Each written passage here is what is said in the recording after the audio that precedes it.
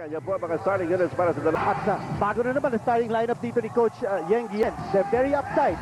Duty Valenzuela wants to capitalize on the matchup against Johnny Abarientos in that particular field. Valenzuela gets it back, however, kumakas si Topex Robinson. Finger roll won't go. The one half follows it up for two. Denver Lopez ay hindi pa nakakalaro sa series na ito. In fact, he will not be able to play until the end of the conference. Jimwell Torion, Homer Se, who was coming off a spectacular performance as Vic Panisi. Comes over the first. Dito po, makikita ninyo yung pasa kay Devon Harp against Mike Sanford, no less. And Harp delivering the goods there para sa Red Bull Barako. Dito naman si Junti Valenzuela sets up Vic Panisi with a three-point shot. Maganda rito sa Red Bull is that they are passing the ball around. Ano ba si Nelson Aceitoro? Parang hindi ko nakikita. Hindi, namamaga yata yung mukha. Kanya sabi siguro nila. Oy, ano ito? Sandali, ito may technical foul. So, si Jeffrey Cariaso. At well, hindi maganda kasi yung pasimula ng starting lineup ni Coach. Victor Thomas being watched by Rudy Hatfield. Thomas gets inside and scores on the short jumper. Palomolobo na ito, 14-0 lead. Pero the hustle plays are going Red Bull's way. That's right. Ayun na. Ang ganda pa ng pasahan. 16-0 blast. At walang 16-0 juggernaut by Red. Although katatawag lang niya nung timeout na yun. Kailangan naman talaga, no? Hindi pa sila nakakascore. Rob Wainwright gives it to them. And that's a good look. But partner time, however, Topex Robinson recovers the loose ball in a 3-on-1 here by Red Bull. And this time, Junti Valenzuela sidestepping. I think it might be 11-3. 11-3 ang advantage ng mga Barakos. Mabigat yun, pero ayun naman yung Scott Hart. Out again to Thomas. Thomas with a three-point shot. Yes! That time nagsona yung goal. Again, that is to Topex Robinson, another loose ball recovery. And on the break, ay, masyado malakas yung tira ni Tugade, but the Victor Thomas is there for the putback. That's unforgivable. You know, the part of Coca-Cola, naka-transition attempt na nga ang Red Bull, but hindi pa sila nakakuha ng defensive rebound at naka-second chance points pa ang Red Bull. On the other hand, only one attempt here for Coca-Cola, and they're not getting good looks at the basket. That one was good. Finally. Yeah, Atom Morano scoring that. That is to Johnny. Oh, nice pass. Oh, blocked by Panisi. They were able to get attempts at second chance points. Oh, several attempts. Thomas out to Lordy Tugade. Three-point shot by Lordy. Oh, Lordy. Sanford inside to Cariaso. That's one of the rare plays that's worked for. So bumaba pa ng a few percentage points. Oh, Thomas shots it home off the miss by Vic Panisi. Look at that open situation for Jimwell Torion. And the ball had with the offensive rebound to Lordy Tugade was all alone. Nako po! It's a 21-point lead. So, pumasok naman yung tira ni Ganito. Swak yun. Yes, that's counted. Counted. Amangan. Ito, makikita ninyo, yung tikada ni Panisi. Ito, darating si Victor Thomas sa likod. Wow! Ay. Kumbay. Okay. Ito naman yung kay Ganito. Ito, look at that shot. Buzzer beater of a shot. Shot. And yes, tumama sa glass. From behind the midcourt line. Antonio is now on the floor for Coca-Cola. Whoa! Is looking at served them well. Ito, akala natin, lusot na naman. Pero nakakadalawa natin si Vic Panisi. Pagka nagiging veterano ka na dito sa PBA Wars. And Lordy Tugade catches the second quarter. There's a steal by Lordy Tugade. The man pass by Avenito. Wow! And he slams it home! Lordy Tugade with an exclamation point. And Tugade now has scored yung mga pasa. And talking about anticipation, ito po ang nangyari. Na-anticipate si Lordy Tugade yung pasa, and then the slam dunk in transition na pinakita ng Coca-Cola. So kaya tayo nahawa, Red Bull. Yung pinakita niya sa Game 1. Nakakuha ng Red Bull Bravo. It's contested by Red Bull. Jimwell inside, and it to Homer Se. Ito si Homer Se, and a career high in the quarterfinal round. Hugnatan. Se with the tap, picked up by Victor Thomas. And Thomas pulls up and scores again on a jump. Here's Will Antonio. Nice pick given up by Rivas. And the jumper by Will Antonio. Jimwell Torion. Out to Thomas. Thomas top of the key. Three-point shot is good. because he's sending back Rudy Hatfield and Mark Stanford at the next available opportunity. Dito si Devon Hype, kanan naman ang ginamit mga kaibigan. Give him the effort that he wants from his team. Mark Stanford comes up with a shot. Siya Yang Yao na may konting momentum ngayon itong Coca-Cola because of the defensive effort. Here's Victor Thomas.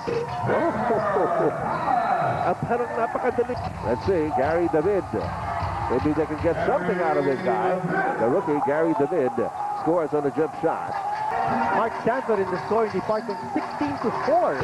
An advantage. And Duty More local support here to find the open man because cut off ang cutting legs nila. Red Bull playing excellent defense. Red Bull Baraco. Victor Thomas at the line for a couple of charities. Made the first. And the loose ball picked up by Stanford himself. Ato Morano, three-pointer.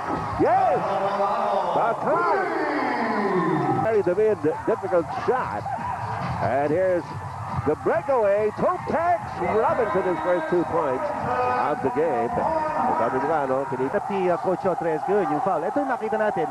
Yung foul, well, there was contact. There was body contact. Clearly.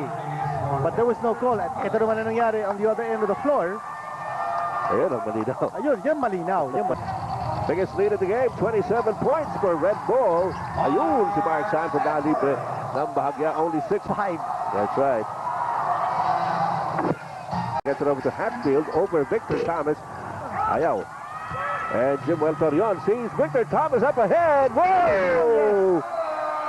At trust dito sa paglaro ng Coca-Cola at ng Red Bull.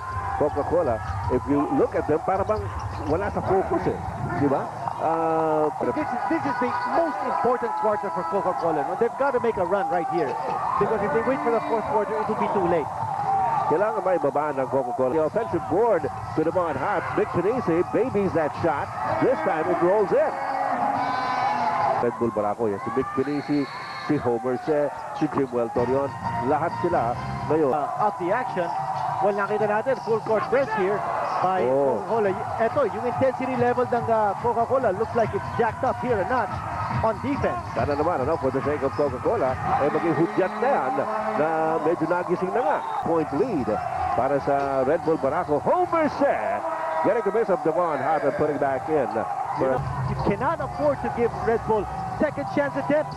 Abantala, ito na naman si Homer Se with a pick and roll on the fast break play. Credit the assist. 17 points si Rudy Hatfield. But now, Hatfield has scored only ng Red Bull. Ito sa Pochwinyo against Homer Se. Palpal na naman. Pero sabi nga natin, no? This Red Bull team, it is fierce and it is most ferocious when their back is against the wall. That's the kind of, ito pa, ito merong steal and Stanford, yeah. Somewhat ng Coca-Cola. Another steal by Rudy Hatfield. And they score. Ayan. Ito na. And he wanted to give it back to Victor Thomas. There's another steal by Coca-Cola. Ito, tumatama si Johnny Benito sa Mark Stanford. And Punch Regis. That foul. But there's a foul. The city of friendly smiles yata. Gets it down to Homer Se. Balik ulit kay Victor Thomas with the three. Oh! That hurt. Barangay Ginebra at ang talk and text. Game 2. Mapapanood po ninyo mamaya pagkatapos ito. Ng game number 2. Ayun. Put flat. Kinatid talaga. Naku. That was a bad fall. Reported back to duty para sa Coca-Cola Tigers. Homer Se. Ron Wainwright picks it up. Off the Regis at the baseline. Got Victor Thomas out of the way. Ito, spreading the floor. Experimento na play. That's a perfect execution. Ganun makadali. They spread the floor, giving an opportunity. Pinanood na lang. Ito si Victor Thomas goes straight towards the basket. Right there, Mark Stanford. That seems to be the battle cry of Red Bull Baraco in this game. Nakita niyo naman ito. Yung play between Jim Torion and Victor Thomas. Very simple. Simple na simple, pero hindi nakita yan ng depensa ng Coca-Cola Tigers at napatalikod bigla para sa Red Bull Baraco. And Homer Se's got to get away with a left-handed layup. Homer Se. Your key players for the bigger game on Sunday, which is the do or die for both teams.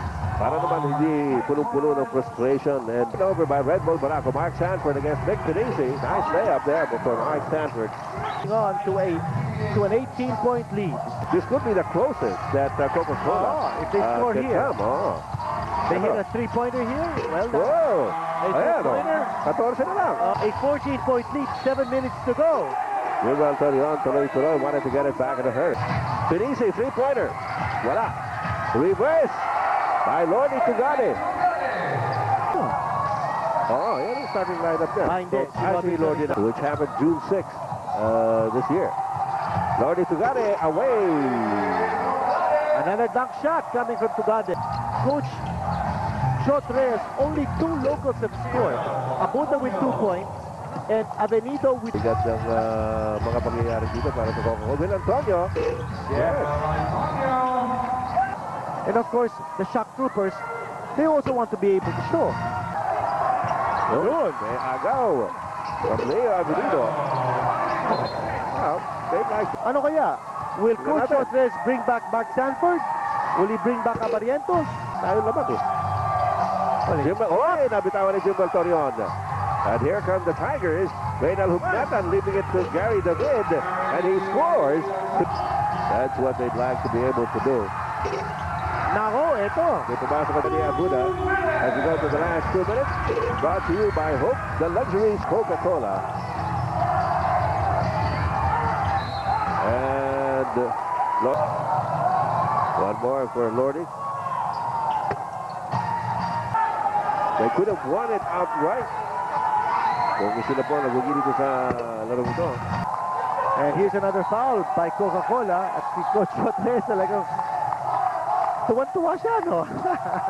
I'm sure okay. Alright, wala ko reklamo.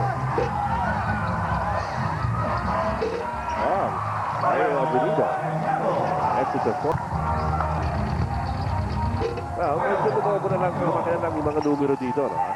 Pero, na hindi mo gaano napapansin, pero, you know, he had some performances. Natusok yata ang mata eh. Sino nakatusok to? Si John Ordonio yata nakatusok to sa mata. Baka ma-injure pa sa game number 3 in a freak accident. He's got an ice pack now in his eyes. Oo, mukhang masakit talaga. Oo. Reynal Hugnatan. Be able to score. Naku, they still don't. Ayun, sila Antonio. Ayun, Gary David, finally. So the lead has been brought down now to just 7 points. Yun ang sinasabi natin, no? Medyo mas respectable